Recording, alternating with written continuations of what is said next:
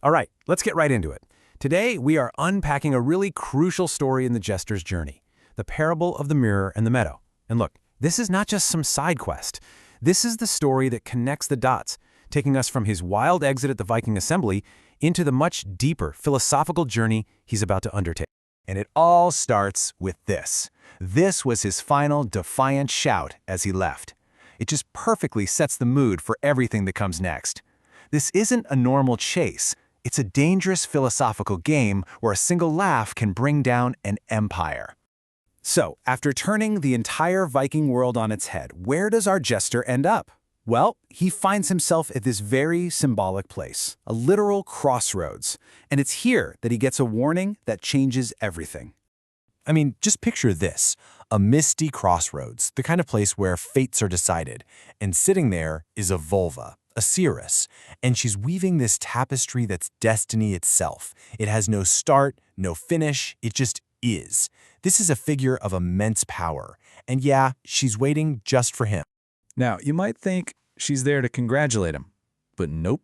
She delivers this incredibly serious prophecy that really lays out the core conflict for this entire leg of his journey.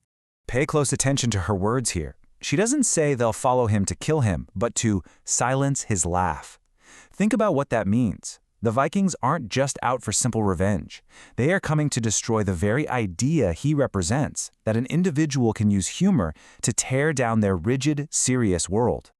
This breaks it down perfectly. The Vikings want to take his dynamic sense of self, his I, and turn it into a static thing that they can hunt, catch, and destroy. But the jester's whole point is the exact opposite. He wants to dance with the not I, to constantly provoke and engage with the world outside himself. And this is the ultimate challenge she throws at him. She's basically calling him out saying, okay, mister, I create my own reality. What's your plan when the world, in the form of a bunch of angry Vikings with very real spears, refuses to play along with your little game? But here's the amazing twist. The jester doesn't panic. He doesn't even flinch.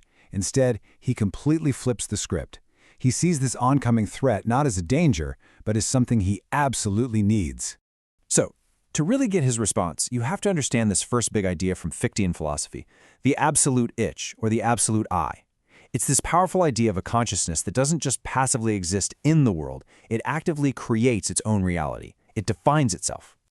But, and this is the kicker, for that I to truly know itself, to actually become aware of its own power and freedom, it needs something to push against. It has to create a not I, an obstacle, a challenge, an enemy. It's like you can't see your own reflection without a mirror, right? The self needs opposition to know what it is. So you see where this is going. When the jester looks at the approaching Vikings, he doesn't see assassins coming to kill him. He sees the perfect not I. They are the mirror he needs. They are the whetstone that will sharpen his spirit. They are literally a necessary part of his own spiritual growth. And boom, this is his triumphant answer. He's not just okay with the conflict, he's demanding it. For him, the struggle isn't something to be avoided. It is the creative act. It's the synthesis that forges a new reality and a deeper self-awareness. It's everything. So, with this incredible insight, the jester's entire mission shifts. You get it now, right? This isn't about running away from a hunt anymore. This is about orchestrating a grand cosmic lesson for his pursuers. The Vikings are desperately trying to get back to a kingdom of being, a world that's fixed, finished, orderly, a world where everything is silent and in its proper place. But the jester? He's all about the harvest of becoming. He thrives in the endless, messy, dynamic process of creation and struggle. He loves the very chaos they're trying to destroy.